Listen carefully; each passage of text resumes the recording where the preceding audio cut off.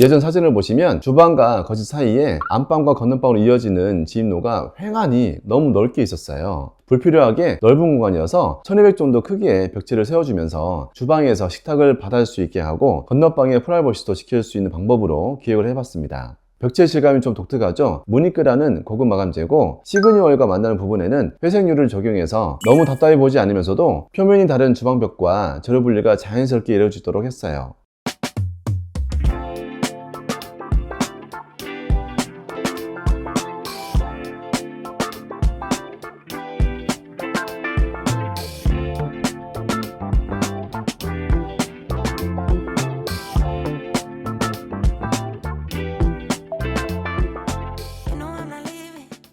안녕하세요. 디자인 소금의 양성호 실장입니다. 인테리어 하면서 가장 많이 고민되는 게 마감재의 색상 조합이 있죠. 눈에 바로 보이는 것들이라서 막상 골라놓고 후회하게 될까봐 걱정하시는 분들이 많아요. 오늘은 제가 마감재를 어떻게 조합해야 실패하지 않는지 보여드릴게요. 제가 지금 나와 있는 현장은 2019년에 지어진 준신축 30평 아파트입니다. 집 컨디션은 나쁘지 않았고 공사 전에는 네 맛도 내 맛도 아닌 그냥 평범한 집이었어요. 이런 평범한 공간을 특별하게 만들려면 마감재 스펙보다도 톤의 균형과 컬러 조합이 무엇보다 중요합니다. 유행 타지 않으면서도 고급스러운 느낌을 내는 방법, 바로 따라할 수 있도록 노하우를 완벽하게 공개하겠습니다. 현관부터 시작합니다. 시간이 지나도 촌스럽지 않은 현관은 이것만 기억하세요. 사용하는 컬러를 2가지 이하로 제한해 주는 겁니다. 예전에는 바닥 타일과 바닥에 있는 몰딩 대리석, 현관 벽체, 현관문, 이 모든 게 각양각색을 가지고 있었어요. 전반적으로 그레이 톤이긴 한데 명도 차이가 컸던 현관이었습니다. 바뀐 현관을 보시면 컬러 키워드가 블랙 앤 베이지인데요. 고객님이 가지고 계신 블랙 계열의 액세서리들이 많아서 집의 전반적인 톤 앤 매너도 거기에 맞춰줬어요. 좁은 현관을 최대한 넓고 높아 보이게 하기 위해서 벽체와 신발장, 현관문, 바닥의 톤을 하나로 정리해줬고요. 도어락, 도어 클로저, 조명 바디는 블랙을 선택해서 포인트를 줬습니다. 여기 사용한 베이지 톤의 마감재는 한솔 필름의 클레이 크림이에요. 가구와 벽지 필름이 똑같은 게 나와서 일체감 있게 마감할 수 있습니다. 바닥은 1200에 1200 사이즈의 베이지 톤 타일을 적용해서 단 3장으로 마감했어요. 지금 보시면 매지 라인이 하나만 딱 보이죠? 매지 라인이 뭐 별게 아니다 싶지만 막상 해놓고 보면 타일은 크면 클수록 좋습니다. 그리고 디딤석을 지금처럼 넓게 뽑으면 현관이 훨씬 넓어 보이고요. 신발을 신고 벗기에도 불편하지 않습니다. 현관 조명은 2인치 COB 타입의 다운라이트 3개를 나란히 배치하고 신발장 하부를 띄우면서 간접 조명을 넣었어요. 폭 600 이하의 거울을 바닥부터 천장까지 쭉 올려주면서 공간이 길어 보이게 했고요. 그 옆으로는 디자인 소금에 빠질 수 없는 기본템 일괄소등 스위치도 배치했습니다.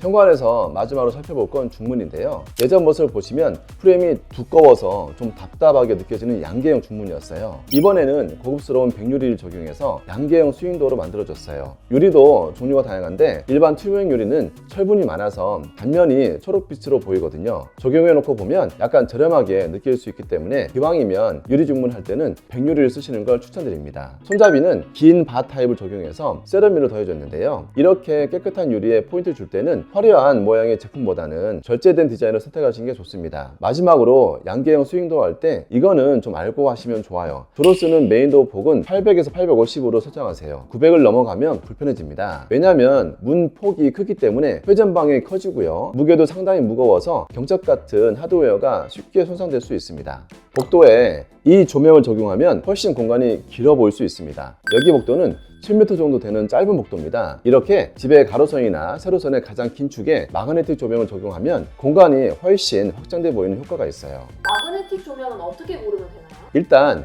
레일 폭 사이즈가 3가지 정도 되는데요. 10, 19, 27 요즘 이렇게 규격이 있어요. 이 중에서 제가 가장 많이 쓰는 게 19mm 제품입니다. 적당히 좁아서 세련돼 보여요. 레일 두께가 너무 넓으면 투박하고 반대로 너무 얇으면 어색해 보여요. 그래서 우리 집이 30평, 50평대라면 19mm 제품이 적당하고 70평, 80평대 이런 대형 평수라면 29mm 써도 괜찮습니다.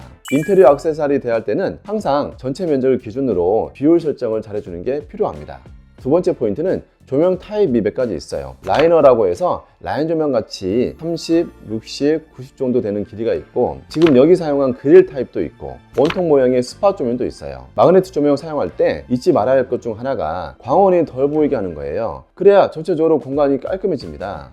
그래서 저는 라이너보다는 방원이 조명 안쪽으로 쏙 들어가 있는 그릴 타입의 조명을 선호하는 편이고요. 벽에 사진이나 그림 같은 거 포인트 주려면 스팟 타입 조명을 쓰면 됩니다. 이렇게 상황과 용도에 맞게 조명 타입을 적용하면 마그네틱 가치를 더 높일 수 있습니다.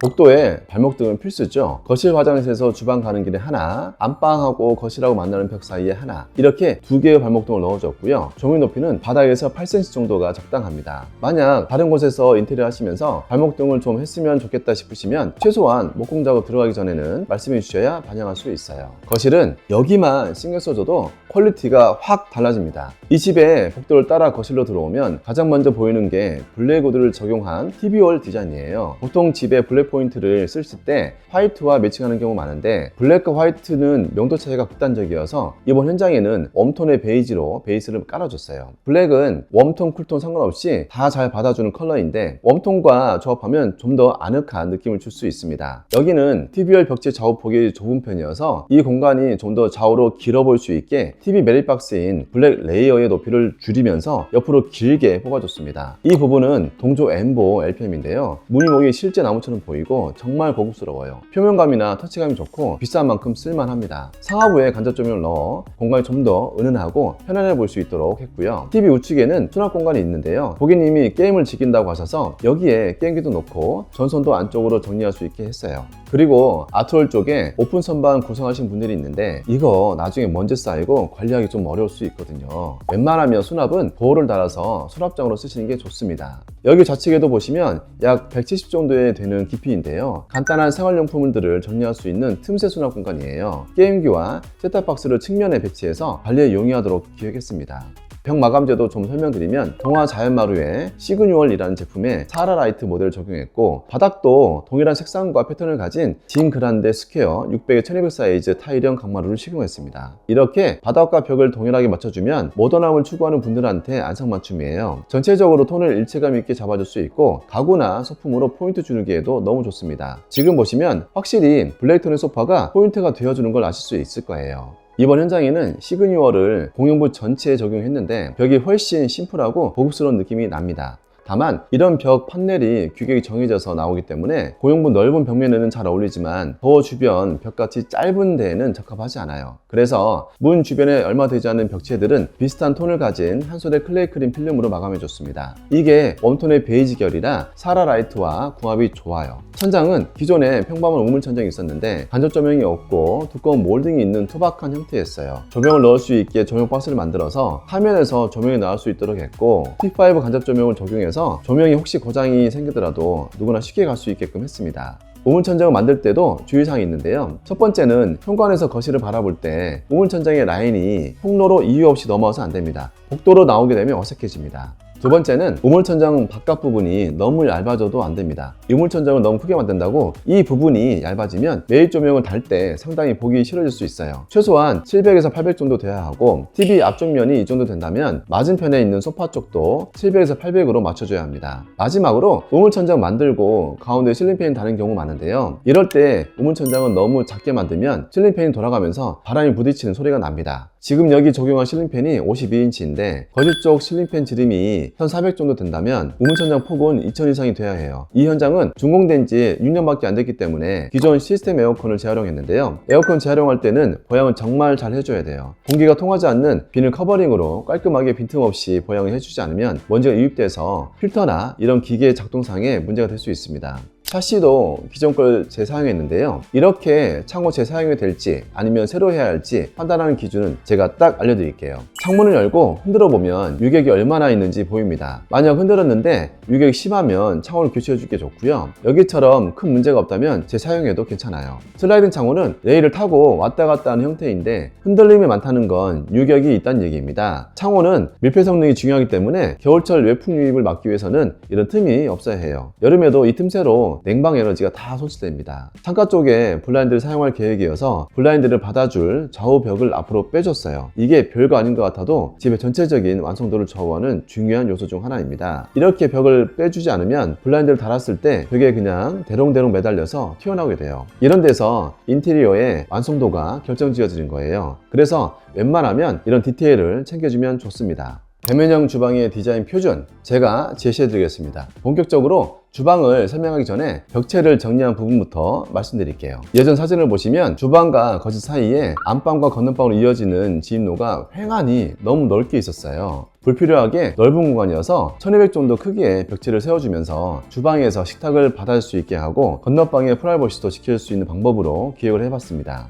벽체 질감이 좀 독특하죠? 무니크라는 고급 마감재고 시그니얼과 만나는 부분에는 회색유를 적용해서 너무 답답해 보지 않으면서도 표면이 다른 주방벽과 재료 분리가 자연스럽게 이루어지도록 했어요. 천장에는 간접 조명도 적용해서 건너방 복도 쪽까지 빙 둘러주면서 포인트를 줬습니다. 이 벽체가 없었으면 여기 테이블을 뒀을 때 좀 어색하고 불안정해 보였을 거예요. 그럴 때는 지금처럼 받아주는 포인트 벽을 만들어주는 게 좋습니다.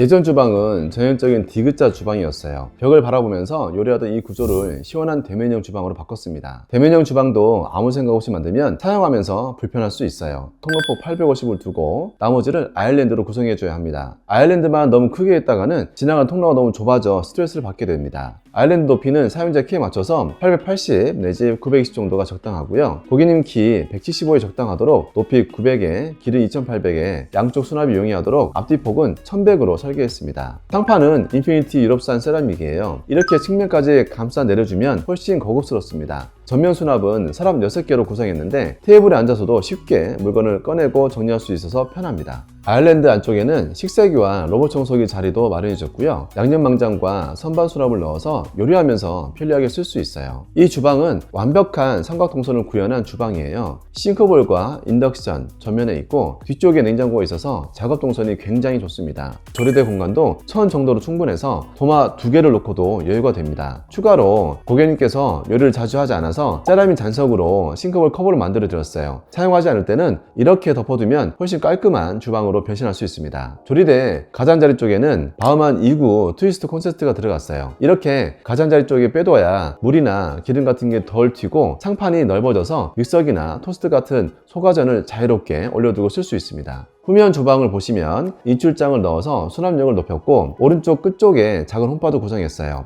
홈바 상판과 미드웨이도 아일랜드와 같은 세라믹을 적용해주고 간접 조명을 넣어서 좀 더 화사한 분위기로 이어질 수 있게 했습니다. 인출장과 홈바 사이에 있는 가구도를 열면 발코니로 나가는 터닝도어가 나와요. 보통 이렇게 주방에 발코니가 있으면 확장해서 보조주방을 사용하는 경우가 많은데 여기는 기존 구조 그대로 세탁실로 이용하기로 해서 확장을 따로 하지 않았습니다. 이 문을 열어두면 거실까지 일자로 통하기 때문에 환기도 문제없이 가능한 구조예요. 식탁 위쪽으로 2인치 다운라이트 2개를 넣었고 아일랜드 위에는 COB 타입의 각도 조절되는 조명을 적용했어요. 항상 작업대는 밝게 두는 게 좋습니다. 주방으로 들어가는 통로 쪽에 하나, 아일랜드와 냉장고장 사이에 멀티메이팅 2개를 넣어줬어요. 단순히 다운라이트만 적용하는 것보다 이렇게 멀티메이팅을 섞어주면 조금 더 다채로운 분위기를 연출할 수 있습니다. 인터폰과 스위치도 예전에는 TV 아트홀 쪽에 있었는데 주방 진입부 메인 동선 쪽으로 옮겨주면서 TV어를 깔끔하게 정리했습니다. 침실은 깨끗하고 심플하게 디자인했어요. 여기서는 가구 디테일을 중점적으로 설명드리고 싶은데요. 고객님이 디자인 소금에 의뢰하신 결정적인 계기 중 하나가 바로 붙박이장 재사용이었습니다. 안방 붙박이장을 새로 넣었고 건너방과 입구방에 있는 붙박이장은 재활용했는데요. 서라운딩과 기존 도어를 없애면서 도어만 새로 달아 새 것처럼 보일 수 있게끔 했습니다. 이런 가구 재활용이 가구 몸체만 괜찮으면 어려운 일이 아니에요. 비용을 아낄 수 있는 요소가 되기 때문에 붙박이장을 무조건 다 철거해야 할 필요는 없습니다. 침실마다 창가 쪽에는 거실과 마찬가지로 블라인드를 받아주는 벽체를 조성해서 깔끔하게 떨어지도록 했고요. 전체적으로 깔끔한 베이지 톤에 조명바디는 블랙으로 설정하고 침대나 소품이 주인공이 될 수 있게 디테일을 잡은 침실입니다.